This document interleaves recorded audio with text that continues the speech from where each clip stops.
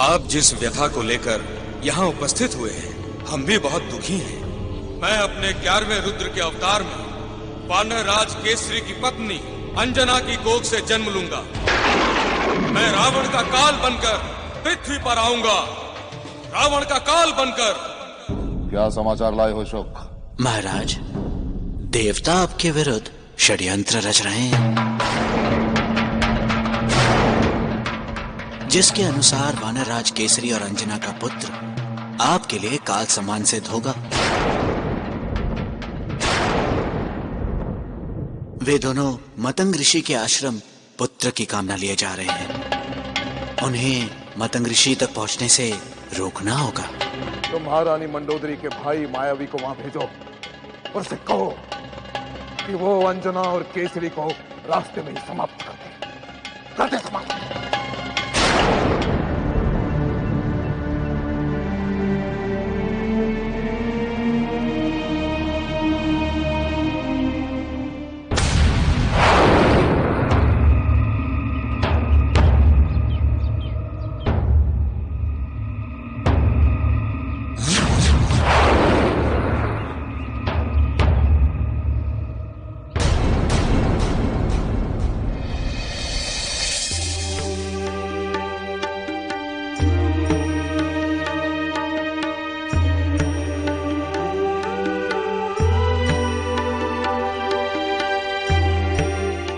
अंजना, तुम्हारे पैर में तो कांटे चुभे हैं। लाओ, मैं निकाल देता हूं।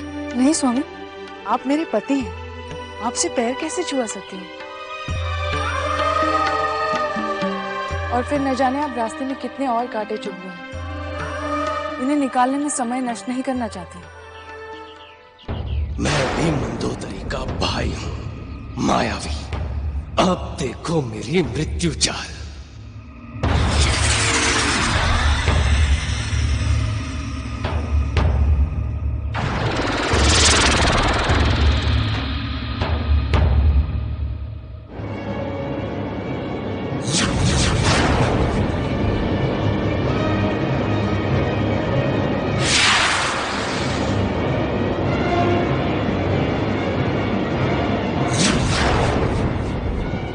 अंजना, क्या कर रही हो? सामने जंगली भैंसा है, इसे जाने दो।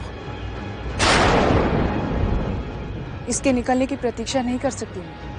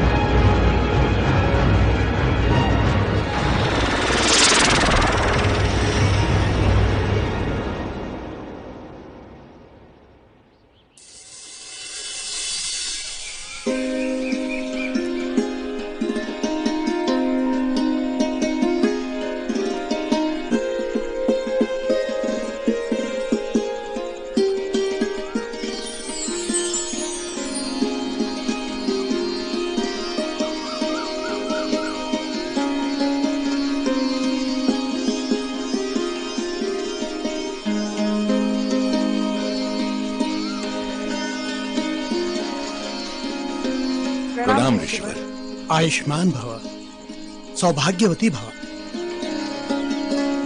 आइए।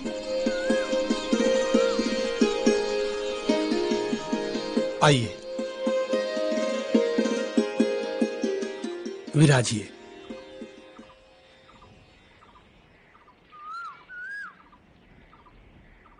ऋषिवर। वानरराज केसरी, देवी अंजना, आप दोनों का हमारे आश्रम में स्वागत है।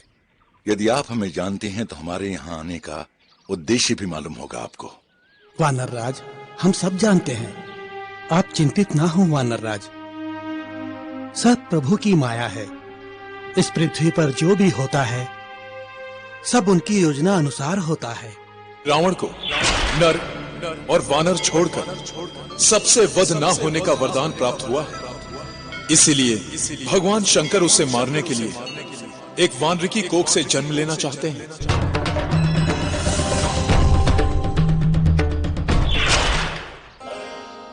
आप कोसों दूर पैदल चलकर आए हैं। आप भोजन आदि करने के बाद विश्राम कर लें। उसके बाद आपकी मनोकामना अवश्य पूर्ण होगी।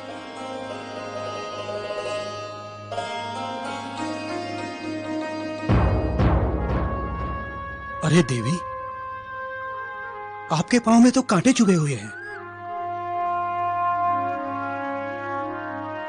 लाइए, मैं निकाल देता हूँ। नहीं ऋषिवर, मैं तो यहाँ आपको गुरु मानते हुए पुत्र की कामना से आई हूँ। गुरु से पैर नहीं छुआ सकती। किंतु देवी, अतिथि तो भगवान के समान होता है। अतिथि देवो भव, यह हमारी संस्कृति है। लाइए, मैं निकाल देता हूँ। ऋषिवर, हमारी संस्कृति में तो गुरु को भगवान से बड़ा मानते हैं। मैं इसे निकाल देता हूँ माता।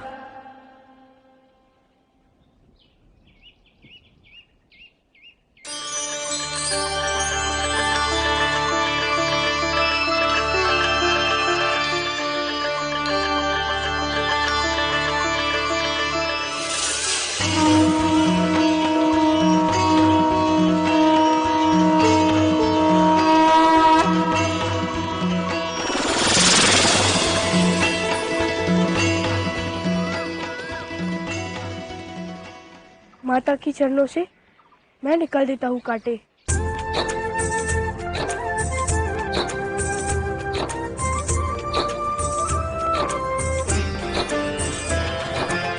बड़ी ही सात्विक परम पुनीत है पावन माता की ममता। शिव भी जो ममता के पुजारी, रह न सके वो बिन ममता। मुनि बालक के भेष में आकर आंसू से धोए चरण माँ के। पीड़ा हर ली सब माता की सेवा करके धन्य हो गया, धन्य हो गया सेवा करके।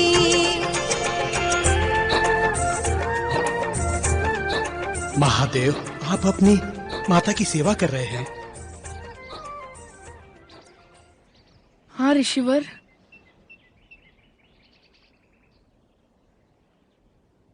माता के चरणों में ही स्वर्ग है।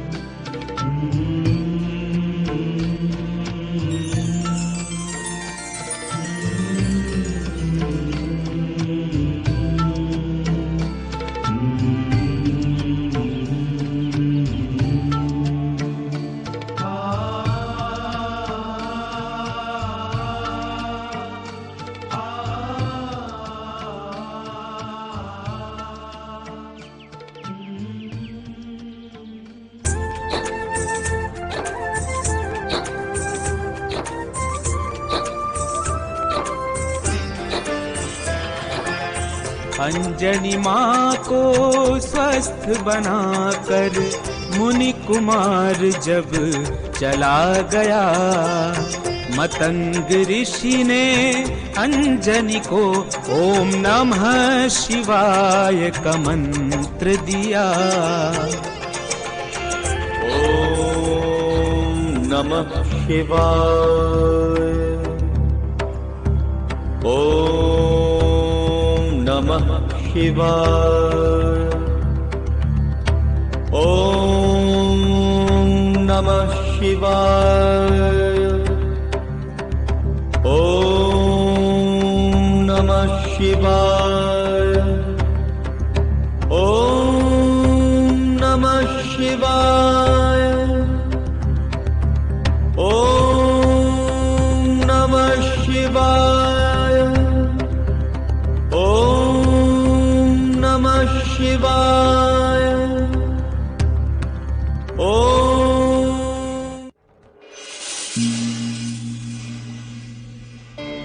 माता से मिलने की प्रसन्नता झलक रही है आपके मुखमंडल पर स्वामी।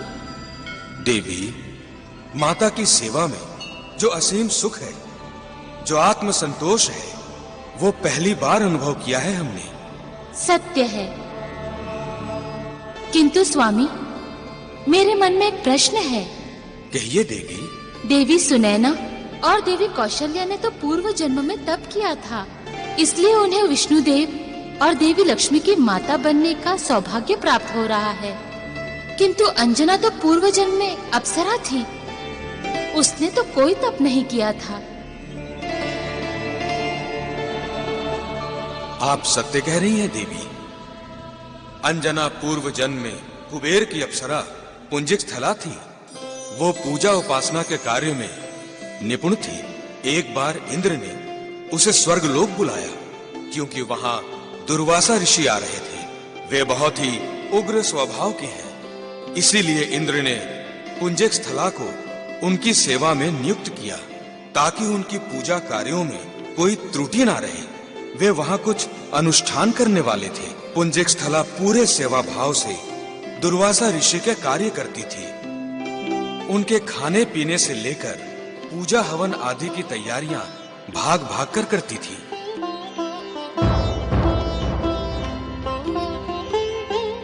बहुत उछल कूद कर रही है।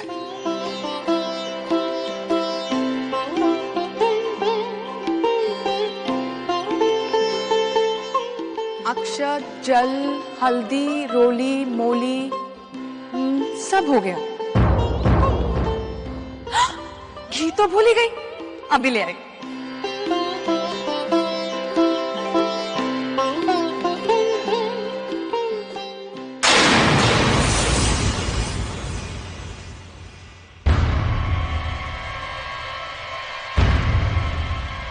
पुंजिक स्थला बड़ी उछल कूद कर रही है, बंदरिया की तरह। जा, अगले जन्म में बंदरिया हो जा। अगले जन्म में बंदरिया हो जा। अगले जन्म में बंदरिया हो जा। क्षमा ऋषिवर, क्षमा।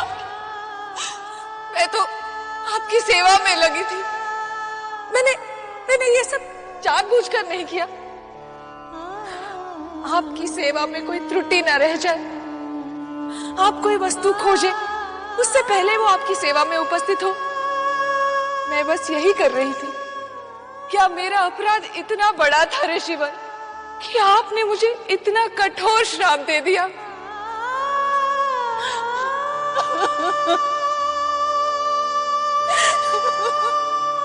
नहीं पुंजिक स्थला,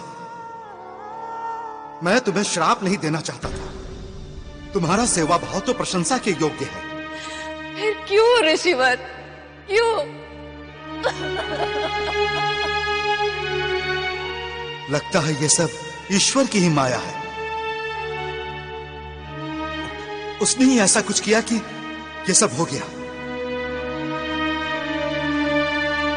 भविष्य में वो तुमसे कोई विशेष कार्य कराना चाहता है।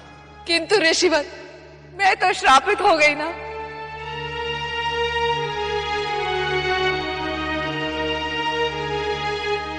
मैं श्राप तो वापस नहीं ले सकता। किंतु तुम्हें आशीर्वाद तो दे ही सकता हूं। पुंजिक स्थला, मैं तुम्हें शक्तियां देता हूं कि तुम जल, थल और नभ कहीं पर भी बिना बाधा के आ जा सकोगी। अपनी इच्छा के अनुसार कोई भी रूप धारण कर सकोगी। भविष्य में तुम्हें एक महान पुत्र की प्राप्ति होगी, जिसके कारण तुम संपूर्ण जगत में प्रसिद्ध होगी और एक देवी के समान पूजी जाओगी।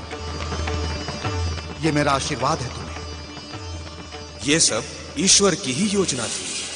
पुंजिक स्थला की पूजा, उपासना, श्रद्धा और सद्भाव के कारण ही उसे इस विशेष कार्य के लिए चुना गया। अब तो मुझे प्रतीक्षा है उस दिन की जब मैं पुत्र रूप में जन्म लूंगा और मेरी माता बनेगी देवी अंजना। ओम नमः शिवाय। नमः शिवाय, नमः शिवाय, नमः शिवाय च नमः शिवाय, नमः शिवाय, नमः शिवाय च नमः शिवाय, नमः शिवाय च नमः शिवाय, नमः शिवाय च नमः शिवाय, नमः शिवाय, नमः शिवाय च नमः शिवाय, नमः शिवाय च नमः शिवाय, नमः शिवाय च नमः शिवाय, नमः शिवाय, नमः शिवाय। हे भोलेनाथ, हे देवाधिदेव, कृपा कीजिए, अंजना की करुण पुकार को सुन लो प्रभु। शिवाय। पहले तो फलाहार करती थी, फिर जल पीकर, और अब तो उसने जल ग्रहण करना भी छोड़ दिया। निराहार होकर तप कर रही है। अब उसकी और कठोर परीक्षा मत लो। नमः शिवाय। ओम